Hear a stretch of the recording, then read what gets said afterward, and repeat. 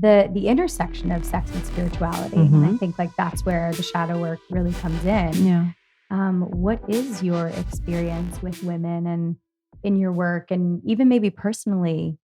And maybe what's been the biggest, I want to ask, like, what's been the biggest aha or shock maybe for you personally in the intersection of sex and spirituality? The biggest shock. I'm sure it'll come up. I'll think about it. But what just came to me was the time in my life where I needed a pause. And a lot of the reason, of course, I do this work is, again, it's like heal or heal thyself, right? Yes. And so, like, for those of you who are into astrology, I'm a big astrology. We talk about this a lot, but, I basically have Chiron on my sun. So I'm like the walking wounded healer. And, so it's like, I go through these experiences, go through the healing of them, and then share with others so others can also heal. Oh, because you have Aquarius in your chart. I remember, right? I do. My moon and Venus. I know you are. So all about the collective. Yes. I'm going to heal me and then focus on the world. Exactly. Yes. Exactly. But, there was a time. So the first time I had sex, I was raped. And so this also, of course, no surprise, I do what I do, right? Because it was just part of the path that got me to that, right? Not one that I wish upon anybody else. But, so there was a lot of weird messaging around sex in my own experience. And so there was a lot of, in my younger years, lots of sex, love sex. I've always loved sex. But, there was a lot of like having sex not connected to my spirit and not connected to actually being in my body. Right. And there was a moment it was after the divorce, and there was like a lot of dating because, all of a sudden freedom. And that was one area where in my, in the marriage that it was just not quite working. And so all of a sudden I'm like having sex with this guy.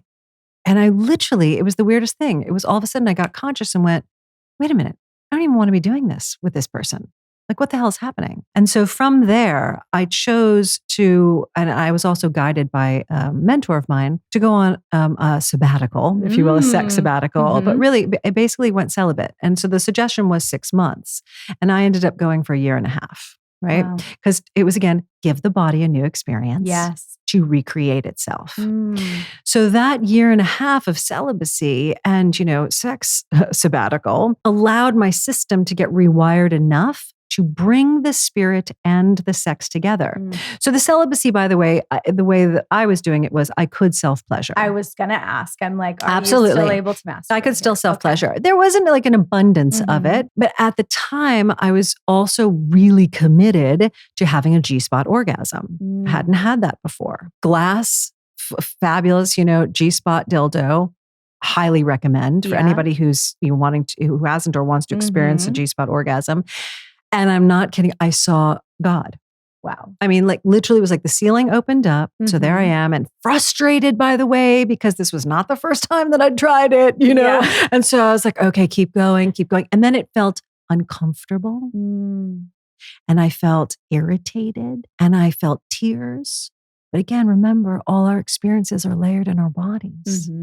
Particularly if you've had trauma and sexual trauma, it's layered in your G-spot, your cervix, and the walls of your vagina. Yep. Right? So the irritation was coming up, the sadness was coming up, the pain was coming up. And I said, just breathe, Deborah. I heard that also. It was like, just breathe, keep going. And I just heard, keep going.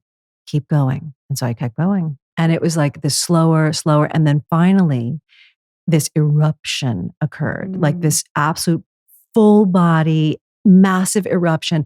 Like the light started to come from the ceiling. I don't know, God, whether it was just a amorphous, spirit, if you will, that came and laid down on my body. And then I just wept for a good half hour. Wow. And that was the moment that I knew sex and spirit are always connected. They're never not connected. And they're the same thing. Yeah. Wow.